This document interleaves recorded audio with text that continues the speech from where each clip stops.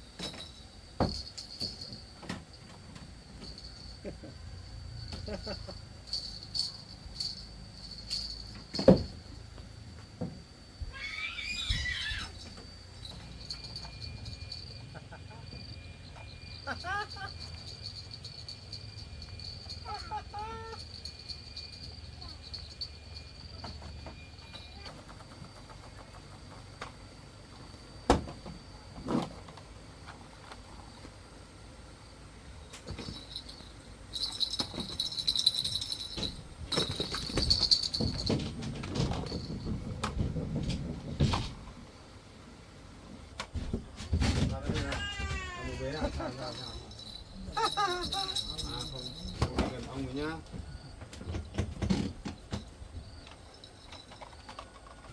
Cái đấy là xe ô tô của trẻ con đấy bố ạ.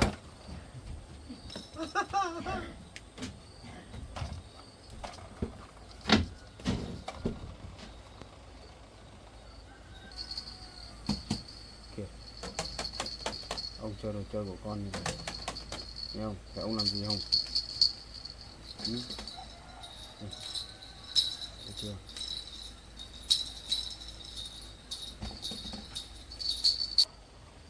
Hay thế nhỉ. Ồ, hay thật đấy. Bố ơi. Bố. Con lấy quần áo của bố cho bố đi tắm rửa nhá. Hả? Tắm nước ấy.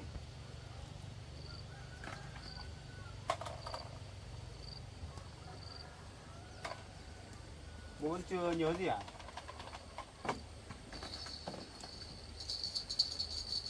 Không biết bố biện sao rồi.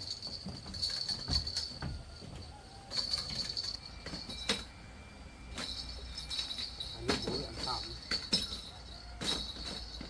Thường là bố ngủ dậy là bố sẽ bình thường, không bị nặng hơn cơ. Chắc phải gọi cho mẹ rồi. Gọi cho mẹ gọi không được, không gọi được không. Bảo mẹ lên đây xem bố rồi. Giờ anh đi làm mà không dám đi này. Đi làm thì để bố ở đây, nhỡ có chuyện gì cũng không được. Gọi mẹ xem được không.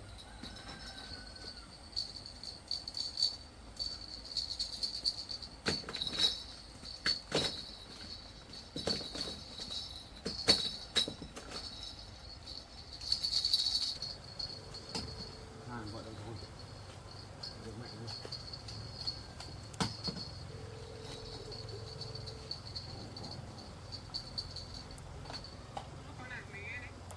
Mẹ à? Mẹ đi đâu mà con gọi không được?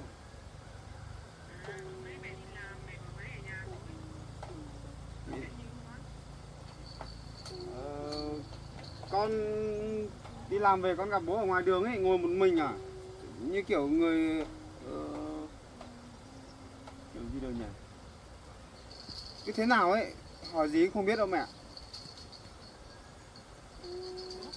Vâng, hỏi gì cũng không biết. Cứ chơi trò cái đồ chơi của trẻ con, nhìn như con nít luôn ấy. Vâng.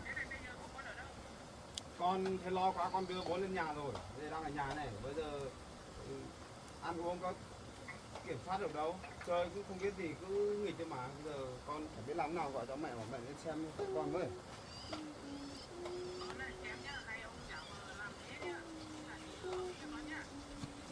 Con không biết. Con hỏi từ lúc con vừa gặp đến bây giờ hỏi cái gì bố cũng không biết. Cứ cười, khắc tự cười tự nói thôi mẹ.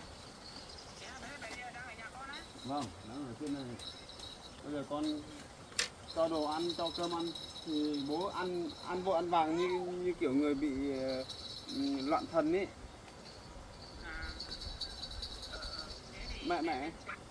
Mẹ lên xem hộ con thế nào. Con chẳng biết làm nào con rồi, còn giờ còn không dám đi làm này. Mẹ lên luôn nhá. Tí chiều con này đi làm. Mẹ thay quần áo mẹ lên luôn nhá. Vâng vâng. Anh gọi để cho mẹ rồi. Để chờ mẹ lên xem là bố có nhớ được tí nào không. Để hỏi thì bố anh không biết là anh cũng chịu được. Đây nhá. Em ơi, không nhiều con đi rửa tay thằng đứa con tao bừng rồi.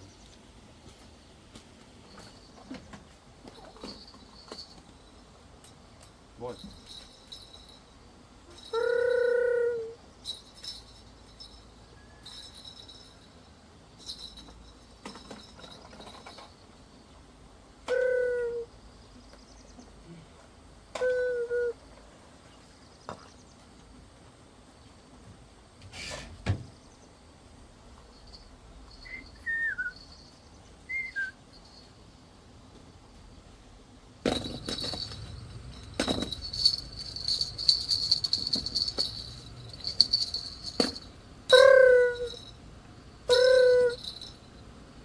Rồi.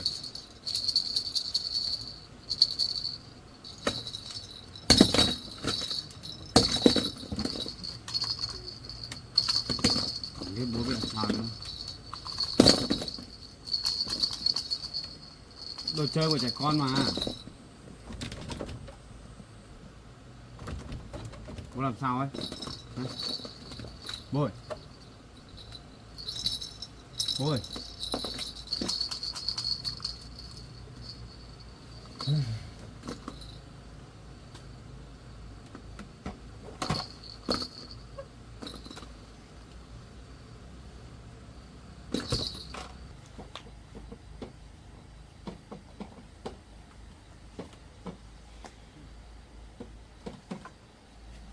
Đi cho bố anh ngồi trên nhà thôi.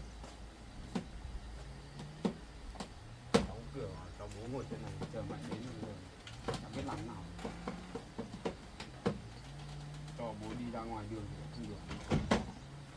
Mà chả biết là bố như thế thật không hay là vờ.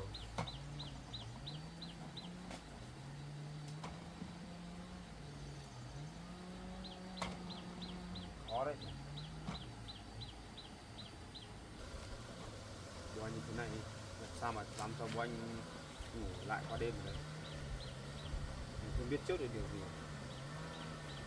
Nếu mà bố bị điên thật như thế là nguy hiểm đấy.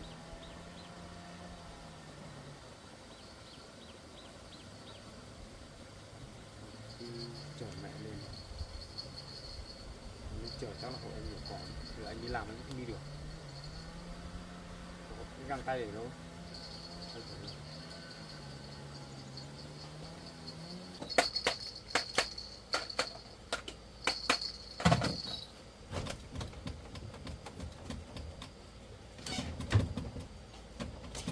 Bố ơi, bố ngồi yên ở trên nhà nhá, không được đi đâu nhá, không được xuống cái nhà ngã đấy nhá. Đừng có dùng cái này nhiều đổ đấy.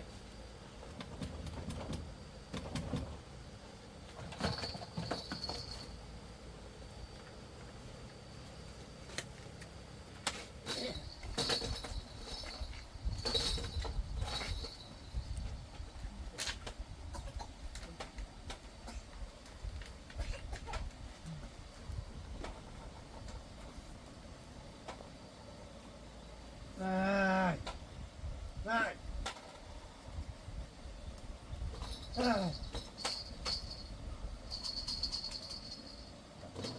Lâu lâu bố anh lại gào lên một tí. Có lúc thì lại im lặng, không nói gì. Nào đây có phải nó trí nhớ không, nhưng mà có ai làm gì đâu đúng không? Hôm qua em gặp còn thấy bình thường mà. Hôm nay là như thế.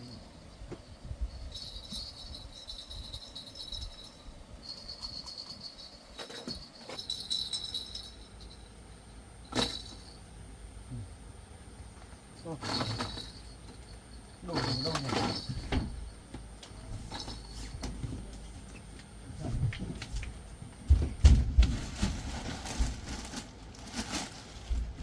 Còn đi trước thế. Ôi, đâu rồi? Ôi, đâu được nhỉ?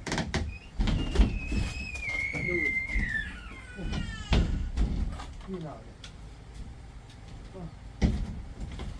Nhà nào ai nhà ai đây nhỉ? Ôi ôi. Nhà ai đây nhỉ? Rồi. Đi đâu được nhỉ?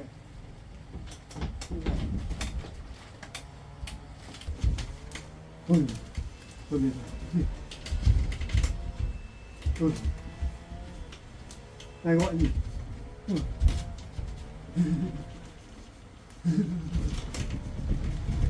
Rồi. Ui. Ai gì? Ui. Ui.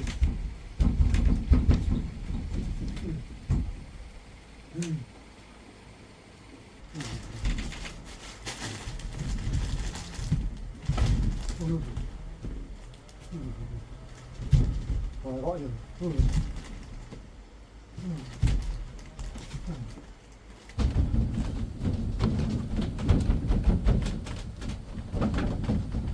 Anh làm cái gì?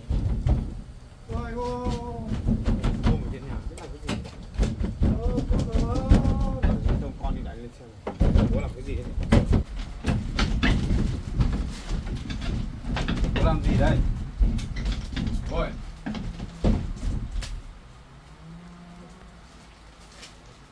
Ai? Bố làm gì đấy?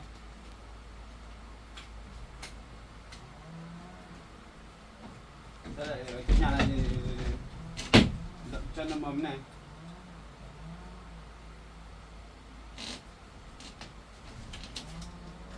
Ôi.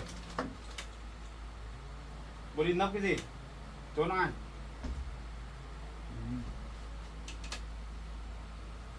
Bố đi trốn ai nào? Ai làm gì cho bố sợ thế?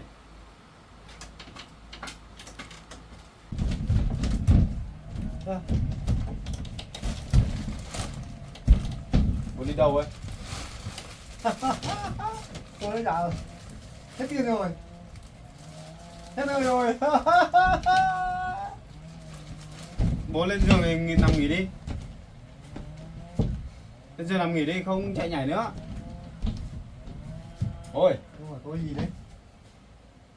con bảo bố lên giường ngủ mà. Đi lên giường ngủ đi. Nằm im đi. Lên giường mà sao lại chui gầm giường? Bố ơi, sao lại chui trong gầm giường kia? Ừ. Cái này rất yên ổn. Kín đáo rồi. Chỗ này có phải giường đâu mà. Con bảo bố lên giường nằm, bố lại chui gầm giường. Ừ. Ra đây, ra đây. Ra ngoài này đi. Ra ngoài. Trốn, trốn, trốn. Trốn cái gì? Trốn đi rồi. Trốn đi. Trốn đi đâu? Ôi, đừng ra đây, chỗ này không ra được. Ngã ra đây bây giờ.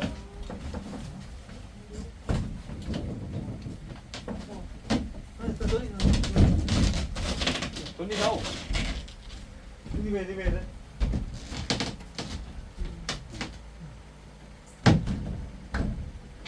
Rốt cuộc là bố xảy ra chuyện gì?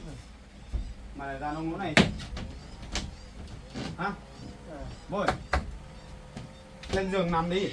Không đi nhảy nhiều nữa. Ngủ tạm lên một tí đã. Lên giường, lên giường.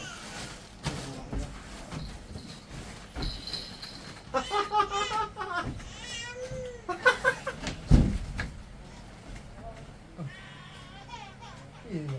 Thế nào? Bố nằm nghỉ trên này nhá. Cái điều nào nhỉ?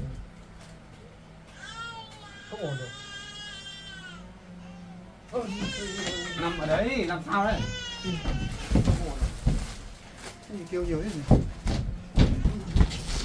Bố đi đâu? Trời ơi, bố nhảy qua đây.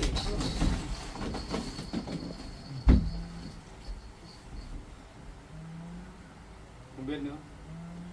Lúc thì cười, lúc thì chui xuống gầm giường. Lúc thì bảo bỏ chạy. Đấy, định nhảy xuống lên sàn nhà đấy. Đây là nằm im rồi.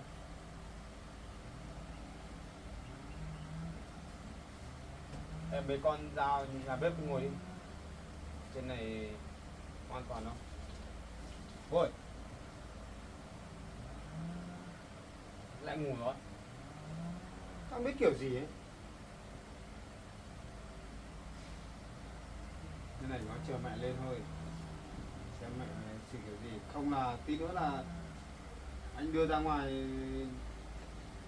trung tâm đấy đấy. Đúng là hết chuyện nọ đến chuyện kia. Anh nói ở đấy, nếu mà không được là mẹ lên, mà xem không được là anh, một là anh đưa đi vào trại, xuống đấy xem thế nào, xem tâm lý của ông có bị ảnh hưởng gì nhiều không, hay là bị ông bị điên hay bị làm sao. Được cứ như thế này sao được, ở nhà thì cũng có nhà để ở nữa, ở trên này với vợ chồng mình sao được. Cho đi ra ngoài kia thôi. Chắc chắn một điều là ông có vấn đề về tâm lý à, cho nên ông mới làm kiểu dở dở này.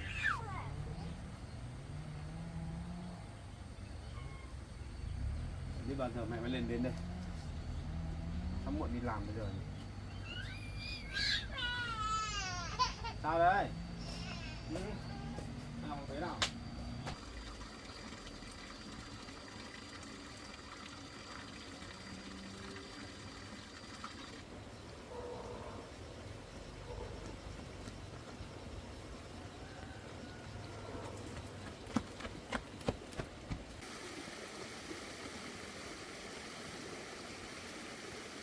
Làm sao? Ô, mẹ đến con. Mẹ. Tới bà. Bố đâu con? Kia, nằm ở kia mẹ ơi. Đấy. Sao ông lại đến nông nổi này nhỉ? Nhảy từ lúc nãy giờ xong bây giờ lại thấy nằm im đây rồi. Đấy mẹ xem đi. Không biết là bố gặp cái chuyện gì, hay là nợ nhiều. Hay ông giả vờ với con nhỉ? Không biết, hay là nợ nhiều rồi là nghĩ nhiều rồi là đầu óc có vấn đề. Ông Thắng ơi. Hỏi gì không biết. Ông Thắng. Ông Thắng ơi. Ông Thắng ơi, này tôi lên với ông này. Bố ơi, Sao ông lại đến nông nổi này ông? dậy đi, mẹ lên rồi này. Dậy ra nhìn mẹ xem nào, có nhận ra mẹ không? Ông Thắng ơi. Bố ơi. Sao nhỉ? Đúng, con sao thế nhỉ? Vừa nãy con thấy bố nhảy tưng tưng này, vừa mới nằm đây thôi. Hay ông nói con. Bố ăn cơm rồi. Vâng, đưa ăn, con ăn cơm xong rồi, con ăn cơm ra là bố ăn vội ăn vàng. Sợ bố mắc nghẹn rồi. Chắc là bận nhiều quá đi, ông nghĩ là bây giờ ông ốm hay sao? Không phải ốm. Là ông này khổ rồi. Không. Này là bố có vấn đề về tâm lý thôi. Thắng ơi. Thắng ơi. Bố ơi. Ông ơi. Tỉnh quá. Ông bị sao đấy ông ơi? Dậy đi. Bố ơi, dậy đi.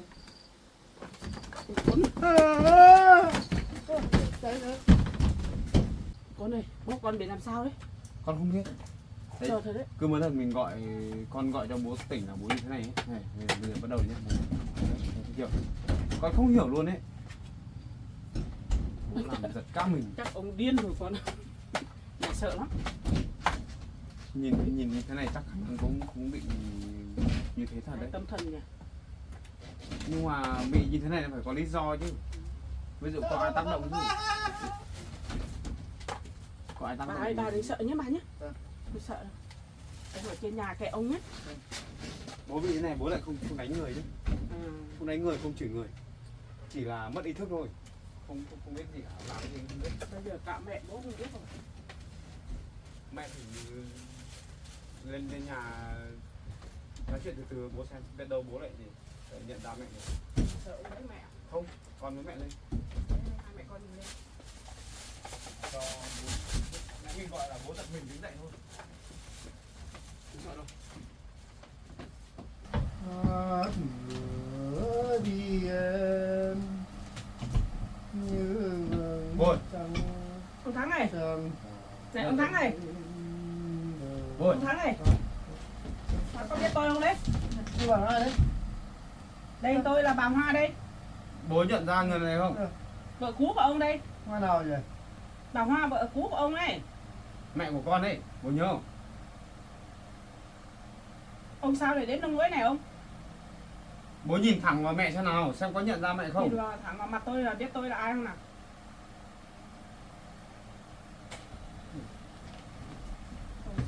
Không nhận ra mẹ luôn à? Bố ơi, mà bố có nhìn vào mẹ đâu. Có nhìn vào mẹ đâu, không nhìn đi đâu. Ôi. Đây. Ông ơi, ông dậy với tôi nói chuyện nào. Cho tỉnh táo nào ông ơi. Ông dậy nào. Bố ngồi dậy sao? Ông khoanh chân vào đào hàng nào. Bố nhìn vào con nào? Bố nhận ra con không? Đấy con trai của ông ấy. Có nhận ra con không? Bảo ấy. Con trai của ông ấy. À, Đây. con trai của tôi à? Mỗi thằng con trai của ông không nhớ à? Bây giờ tôi ở đâu rồi? Ở nhà con mà. Ở nhà con trai của ông mà còn ở đâu? Bố lạ thật đấy. Sao Bố có ông- mỗi mình con trai là con đấy. Bố không nhớ à? Đây mẹ con đấy. Sao ông lấy nông gỗi này ông Thắng? Ừ, đâu mà mất lắm rồi. Chết rồi. Không biết đi đâu nữa. Bố vẫn nói được thế này đấy. Ừ, Chứng tỏ là bố không hẳn là bị thế đâu. đúng rồi. Lúc tỉnh lúc mơ sao? Mẹ con này, mẹ con tên là Hoa ấy. ấy. Bà Hoa. Vợ cũ của ông ấy, ông nghĩ xem có biết không? Bố nhớ không? Còn nhớ tôi không? Nhìn thẳng vào mẹ thế nào? Nhìn thẳng vào đây thế nào? Này ông còn biết tôi không? Ông nhìn vào tôi thế nào? Bố cố nhớ thế nào? Có phải vợ cũ của bố không? Vợ cả đấy. Bây giờ mình còn có một đứa con trai chung nhau cơ mà ông xem còn nhớ tôi không? Đây này, con trai mình đây này ông. Thấy bà lạ lắm. Đây, con trai Lạ. mình chung nhau này. Con trai mình đây này, ông nghĩ thế nào? Thấy bà lạ. Ông Thắng ơi, ông có biết tôi không? Tôi là bà Hoa đây. Ông nhìn kỹ xem nào. Ừ, bà Hoa. Vợ cũ của ông đây. Không hiểu cái lạ Bố ghê. cố nhớ thế nào?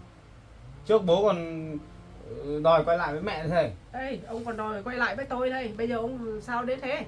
Bà Hoa. Tôi có 2 hoa.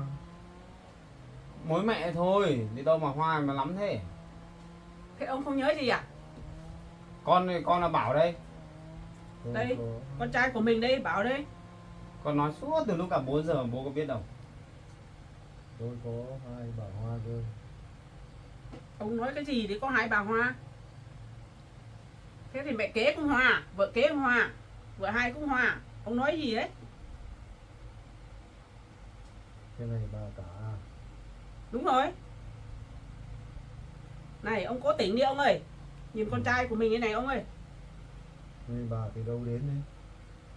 Tôi thấy con trai tôi gọi bảo ông lên đây. Chẳng biết cái gì tôi mới chạy lên xem ông. Xem ông còn nhớ ra tôi không? Ông thử nghĩ xem. Ông cố tỉnh đi ông ạ. Con trai mình Bố sắp còn cưới nhớ rồi đấy. nhớ tên mình không? Bố ơi, còn nhớ tên mình không? Hay là Ông quên nói rồi. nè, nói tên mình xem nào. Tên ông là gì? Ông thử nói nào. Tên ông là gì ấy?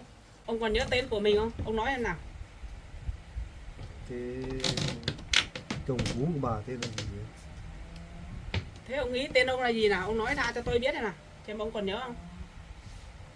Tên gì? Ông tên gì nào? Tôi tên là Thằng. Không phải đâu, ông ạ. Ông là Thắng đấy. Không phải là Thằng đâu. Ông là Thắng đấy ông ạ. Đúng rồi bố ạ. Bố tên là Thắng đấy. Thắng à?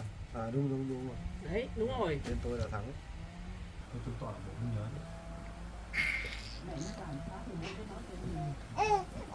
Bố tên là Thắng nhá. Không phải là Thằng nữa nhá. Bố ơi, Thế ông thử nói tên tôi nào.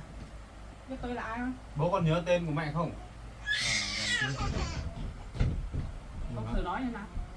Ông nghĩ ông thử nói. Xong bố lại quên. Tên tôi là Hoa ông ạ. Vợ cũ của ông đấy. Bà Hoa. Đúng rồi. Đúng rồi bố ạ. Đúng rồi. Con đây, con tên là Bảo đây. Đây, con trai của mình đây là Bảo đây. Chính bà Hoa đấy. Vâng, tôi là bà Hoa đấy. Hoa nào? Đây mẹ đây còn gì nữa? Tôi quay lại nữa.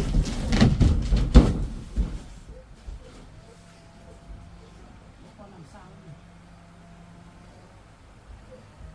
Đấy, cứ nói tên ai có một cái vấn đề gì là bố bắt đầu là thế này. Sợ nhỉ? Vâng. Không biết chu bao nhiêu lần nó dầm trường đấy rồi đấy.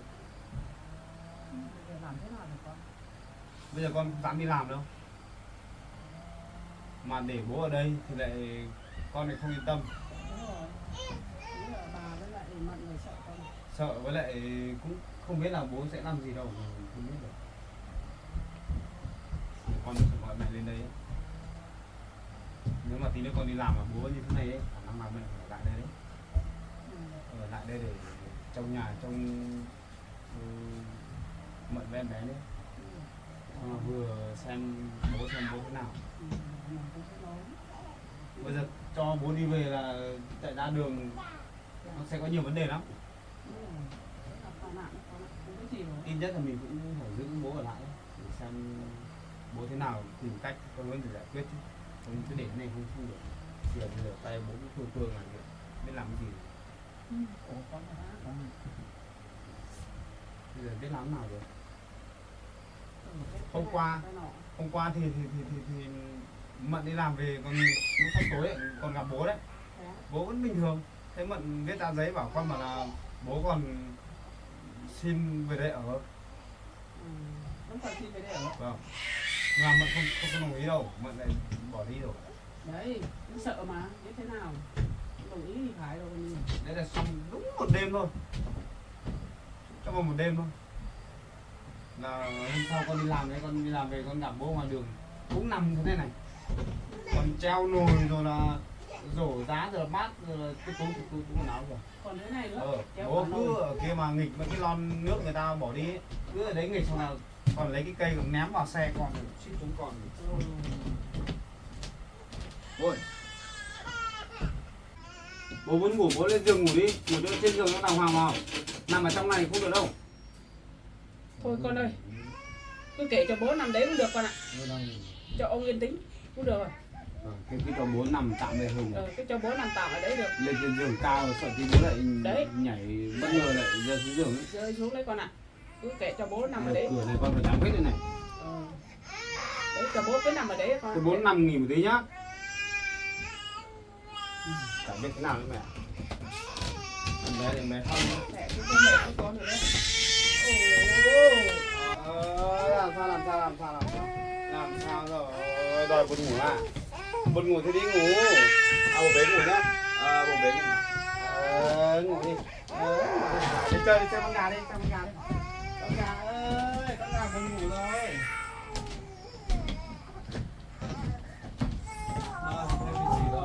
Con này lấy giường lên cho con ngủ đi con. Bé lên giường ngủ đi, con toàn lên. Quay qua thang con. Thôi cứ cho Mận về cái ngủ mà. Mày ngồi đi. Qua đi. Muộn rồi. Bố làm tung tét mà. Sao đến giờ đi làm rồi. Bây giờ có cách nào để cho bố nhớ lại không nhỉ? Có hướng giải quyết thế nào không? Thế bây giờ bố cứ nằm im đấy. Đã mới có cách nào giải quyết. Bây giờ mày nói thế này. Con cứ đi làm đi. Để mẹ lo. Để ở nhà mẹ để ý ông xem. Không biết ông thật hay đùa. Đấy, còn đang nghĩ mà không biết là bố có phải là vợ không. Làm gì có chuyện hôm trước còn thấy bình thường, hôm sau lại như thế này rồi. Nếu mà không đỡ mình sẽ tính cái khác con ạ. Cái này ấy, thế thì bây giờ con đi làm thì mẹ ở nhà, mẹ theo dõi bố xem nhé. Nếu mà bố bị như thế thật đấy thì con sẽ đưa bố đi ra ngoài trung tâm kìa để điều trị vấn đề tâm lý của bố ấy. Nếu mà còn không được ấy là mình sẽ cho bố vào cái trại tâm thần kìa. Thế thôi. Có hai cách thôi. Còn trước mắt giờ mẹ theo dõi xem nhé. Rồi, cái đấy mình tính sau con ạ. Bởi vì cũng thấy lạ. Không phải một phát là bố như thế này đâu. Mẹ ở nhà mẹ theo dõi ông đã. Con cứ đi làm đi. Để theo dõi phải bí mật cơ. Bí mật là không bố biết, nhưng mà bố là bố biết thì bố cứ làm thế suốt thì cũng khổ mẹ con mình. Đúng rồi. Mẹ sẽ cách làm. Để sẽ có cách làm cho ông biết mình theo dõi ông đi. Hình như là bố vẫn nhớ mẹ một chút đấy, vẫn biết đấy. Đấy, bây giờ mình để ý xem chỗ này xem thế nào. Bây giờ là cũng sắp đến giờ con đi làm thôi. Rồi con đi làm đi con ạ. Để xa nữa. Nếu mà bố không nghĩ này là con đi làm lâu rồi. Con bảo là con đấy con ạ. Con không gọi mẹ lên là mỗi mình con là hôm nay không biết làm thế nào nữa. Mày mà không lên là không được. Con này con có việc chứ. cứ theo dõi xem thế nào nữa. Thế con đi làm đi con ạ. Theo dõi xem thế nào, không có gì thì mẹ con tính sau. Quan trọng là để cho mẹ ở đây, mẹ trông nom Mận với bà xem sợ là có chuyện gì mình mới kịp xử lý được. Con đi rồi một mình Mận ở nhà thì cũng không được. Bà còn xong rồi em ơi. Rồi con ngủ đi. Bố đang nằm ở trong đấy, mẹ để ý xem. Con đi làm đi. Nhà không bố đâu. Để ý xem. Bố có biểu hiện gì lạ lạ thì ngăn chặn luôn. Con đi một lúc con về. Con đi xong rồi thì con về nhé. Xin cho bác về trước một tí được con ạ. Ôi.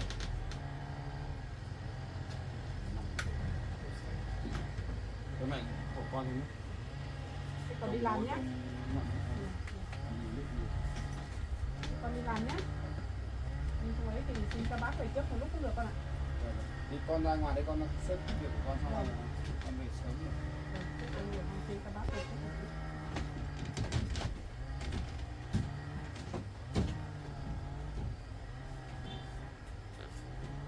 Con ngủ say rồi.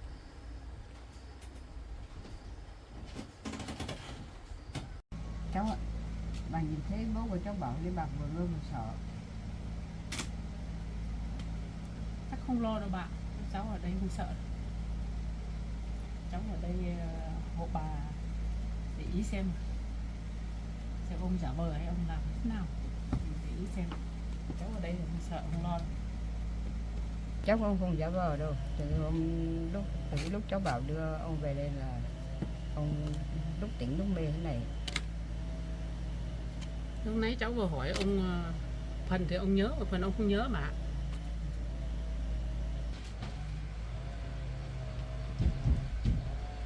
Ông nằm không yên bà nhỉ? Không biết thế nào.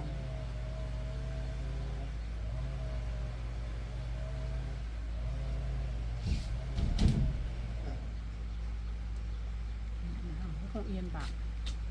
Cháu thấy lo với con trai của cháu lắm. Đến đây không biết là con còn đi làm nữa. Chắc con không nghĩ nhiều đấy. Sợ bố không ấy đấy, không.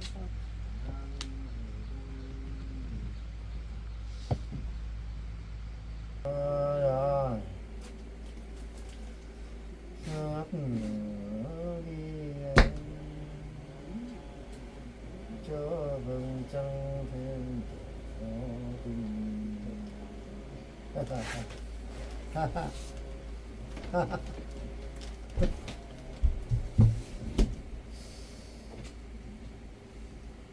Ôi. Ông cứ nói là nhảm đấy bà. Đi đâu rồi?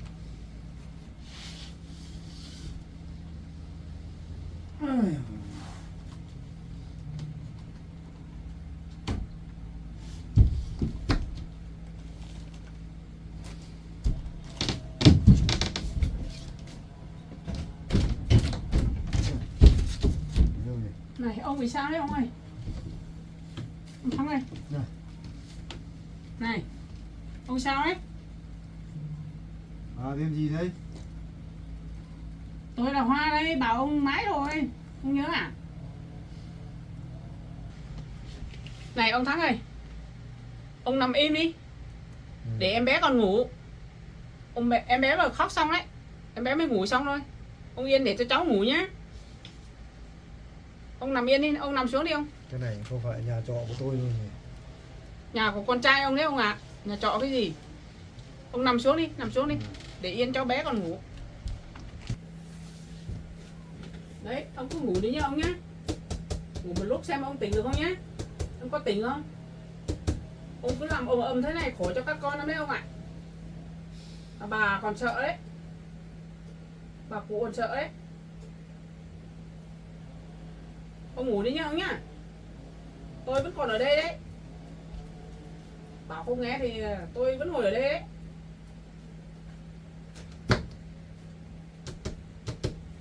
Ông có nóng không? Cái tay ông làm cái gì đấy, ông ngủ đi.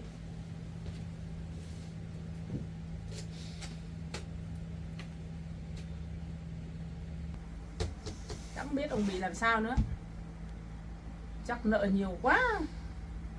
Ông nghĩ quẩn thế này rồi, loạn thế này rồi. Cái gì ai nói rồi. Trước ông hành tráng lắm cơ mà ông. Ông nói Bây là giờ sao ông đến nông nỗi này?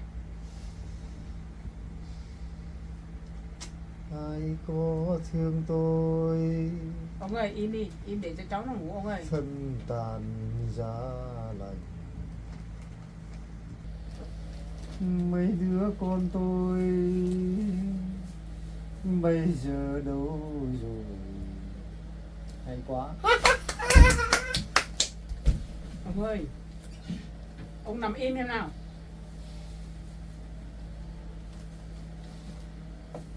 Ông ơi, ông nằm im thì vậy đấy nhá. Tôi đi xem con dâu của tôi làm cái gì đã. Xem cái bạn làm cái gì đã. Tôi đi xem con đấy. Này, ông nằm im nhá. Không được làm ồn nữa đấy. Để cho em bé nó ngủ đấy.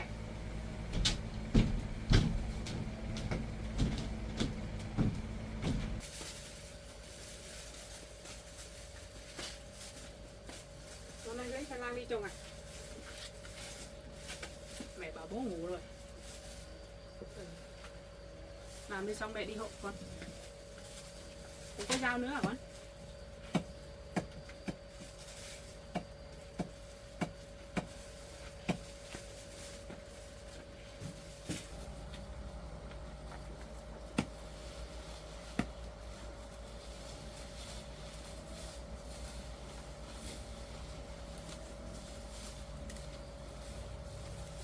Con ơi, không biết bố con thế nào nữa.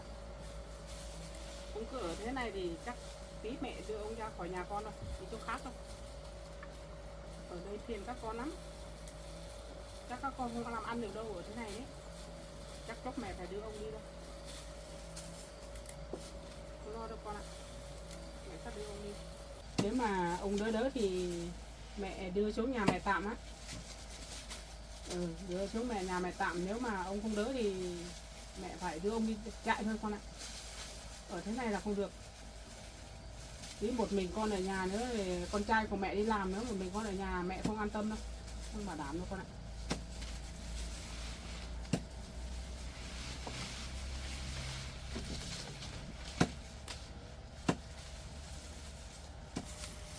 Các con thì khổ về ông nhiều lắm rồi con ạ.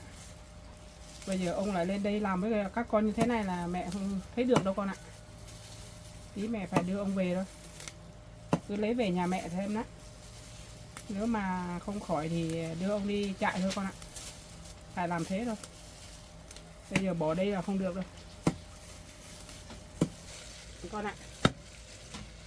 Bảo thì nó thương bố nó thì đưa về đây. Không biết là con khổ như thế nào đâu.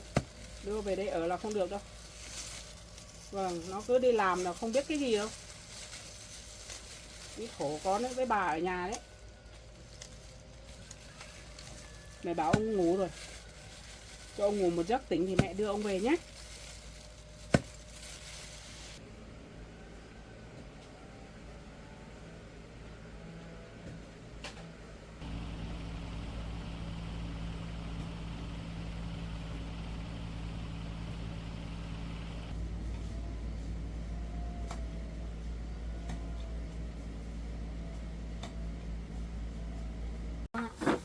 Mẹ đi ra xe lấy áo mẹ đã.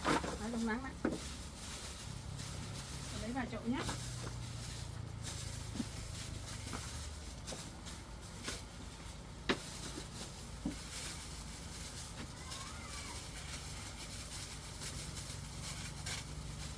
Lên đi.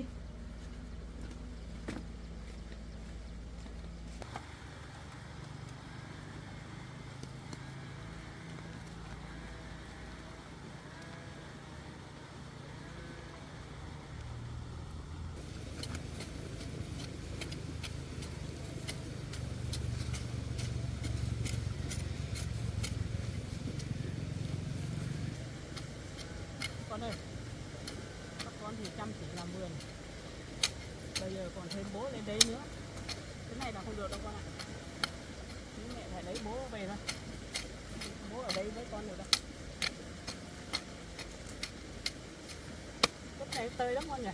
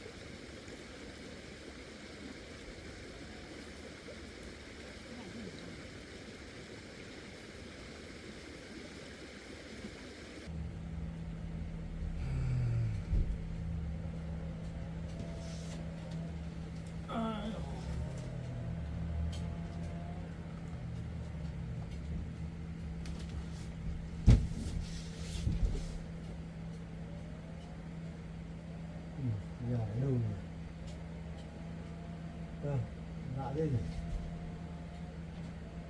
Mình về đến đây nhỉ.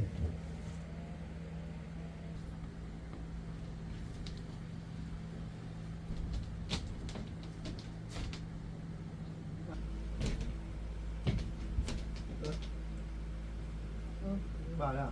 Cháu định làm cái gì à? Bà sợ, cháu làm bà sợ lắm. Không sao đâu. Cháu không làm gì đâu. Cháu bé giống cháu nội của cháu nhỉ. Cháu bé đang ngủ. Có phải cháu nội của cháu không? Phải, nhưng mà cháu bé đang ngủ rồi. Mình có cháu nội à? Thế mà mình bà trông cháu bé này à? Không sợ đâu bà nhé. Mình có cháu nội rồi. Có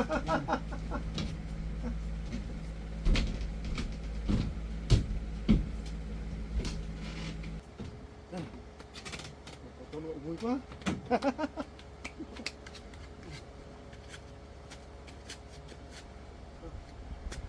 Mình đi đâu được nhỉ?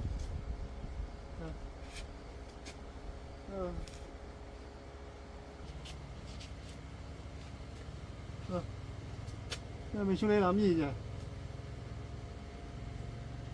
Cả thuốc lạ này. Đi đâu bây giờ được? Thôi.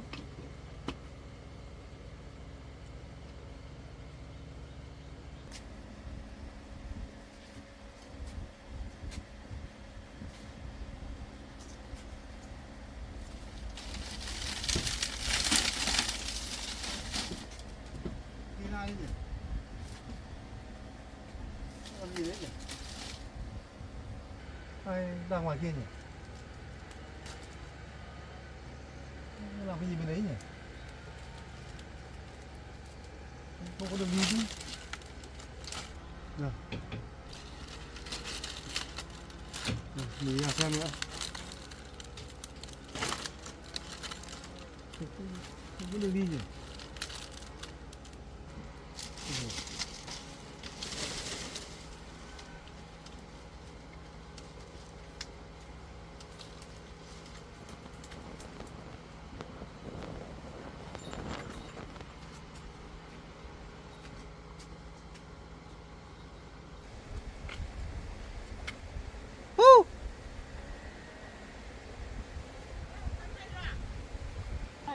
Ông dậy rồi.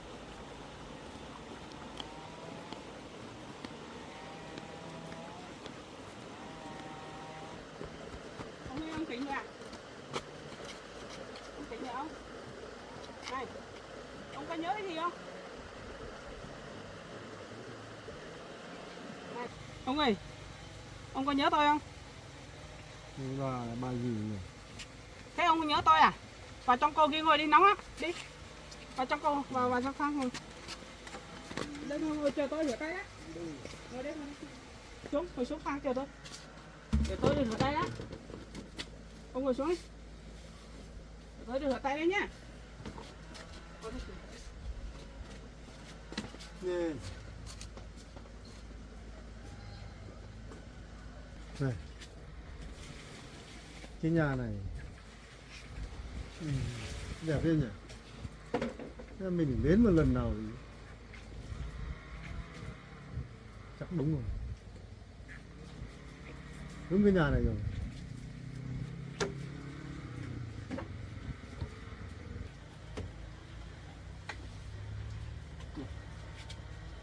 Cái bà cái con quen nhỉ? Không nhớ nổi cái bà này. Tên là gì? Đi hỏi bà cái ngại gì?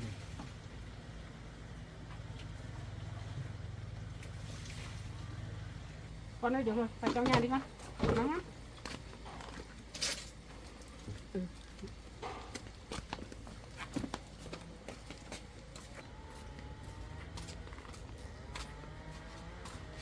Ông ơi, có vẻ ông tỉnh tí rồi nhỉ?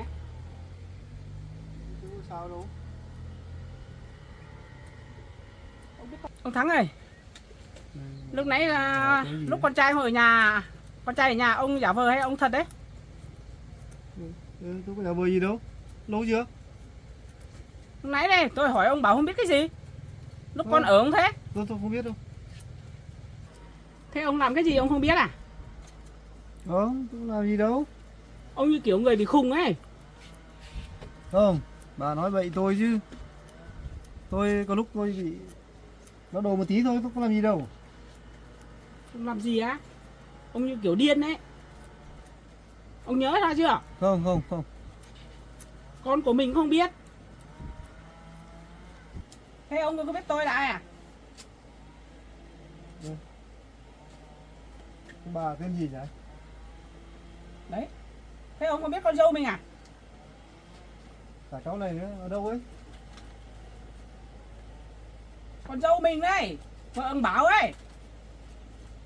À, căn nhà này tôi đến một lần rồi. Này. Ông xử lý em nhớ không? Cái này cháu Mận đây. Tôi nhớ. Đấy, phải nhớ nha ông nhá. Bây giờ đang ở nhà con trai mình đấy. Ông nghĩ một tí tỉnh với tôi đi về nhá. Vâng. Với tôi đi về. Được đi về rồi. Nhỉ. Ai bảo mình về nhỉ? Ai bảo mình về theo nhỉ? Ông ơi. Thế ông chưa tỉnh hẳn à? Tôi có sao đâu. Ông vẫn còn mơ mơ à? Mơ này. Thế thì theo tôi về nhà tôi. Về Không nhà cho. bà á? Về nhà bà á? Không cho con ông ở với các con được đâu. Làm phiền các con lắm. Đi nhà tôi. Làm gì tiền của con nhỉ?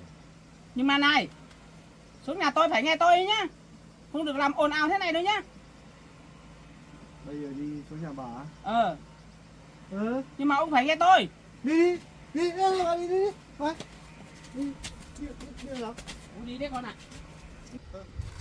Thế mà nhà bà đâu này? Bà tôi đi theo bà nhà đâu nữa? Chờ tôi đã. Chờ tôi xong hết đi. Con đây. Chắc mẹ phải đưa bố về đâu. Bố về đâu mà mẹ hay thế nào thì mẹ phải gọi điện báo các con. Để các con an toàn là con ạ. Ở đây làm phiền các con lắm. Bà mẹ gọi cho con trai của mẹ. Mẹ không gọi cho con trai của mẹ. Mẹ sẽ gọi sau nhá. Mẹ gọi bây giờ á. Ông đứng yên nhá.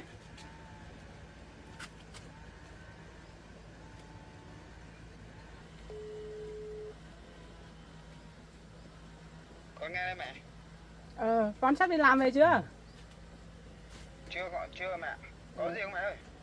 Mẹ nói thế này, bây giờ mẹ ở đây với các con mẹ cũng ở được đâu, mẹ đưa bố, thấy bố cũng hơi tỉnh tỉnh rồi, mẹ đưa bố xuống nhà mẹ. Cái gì? Mẹ đưa bố. Đưa bố xuống nhà mẹ á? Đưa bố xuống nhà mẹ. Mẹ cũng không muốn để bố ở đây làm phiền các con. Ôi, Cũng thế có được không mẹ ơi? được, nếu mà thế nào thì mẹ khác gọi điện cho con. Ui, thế bây giờ không biết là bố bị điên thật hay là giả vờ nữa. Bây giờ lỡ mà bố bị thật thì để như thế chả nguy hiểm cho mẹ lắm ạ.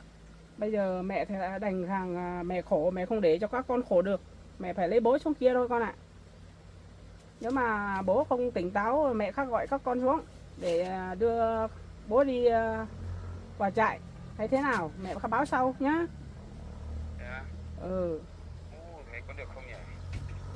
Bây giờ mẹ bỏ ở đây mẹ không ở được trông ông được, mà bỏ ở đây cũng không muốn cho khổ các con ấy, để mẹ khổ thay con thôi, không mẹ không cho mẹ khổ nữa rồi. Nhưng mà mẹ hỏi chuyện bố chưa? Bố tỉnh không? Có nhận ra mẹ không đã? Mẹ hỏi rồi, ông cũng hơi tỉnh rồi, xong là mẹ bảo đưa ông xuống nhà, bố thấy thích lắm rồi, ông vỗ tay rồi. Thế mẹ ơi, thế bố có nhận ra con không đấy?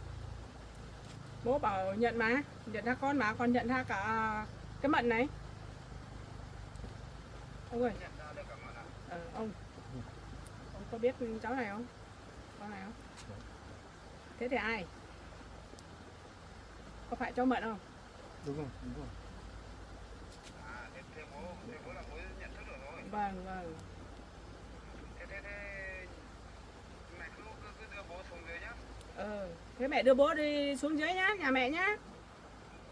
Thì làm thế con biết là không an toàn cho mẹ, nhưng mà nếu mà mẹ thấy được thì mẹ cứ đưa đi xuống đấy xem, để ý xem bố có dấu hiệu gì không. Nếu mà không có gì bất thường thì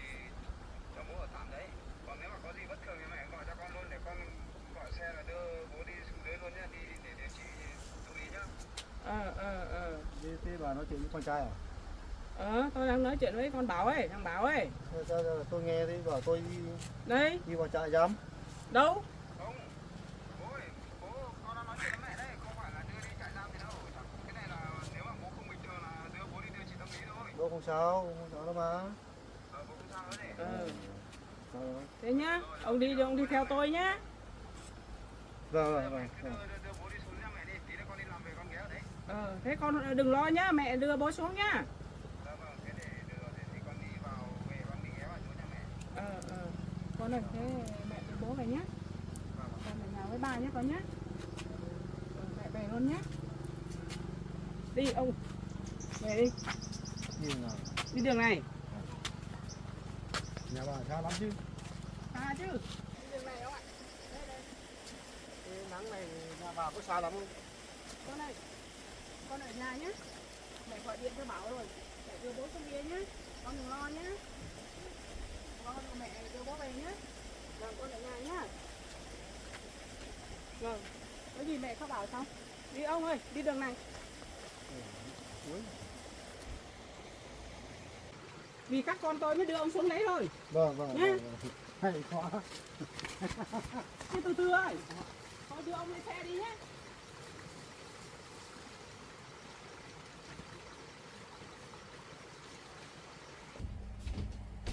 Mẹ với cháu Bảo đưa ông về rồi à? Còn đưa về cũng được, nhưng không ở đây bà cũng sợ lắm. Cháu nhé cũng sợ. Bà già rồi, bà sợ những người đầu óc không tốt đấy.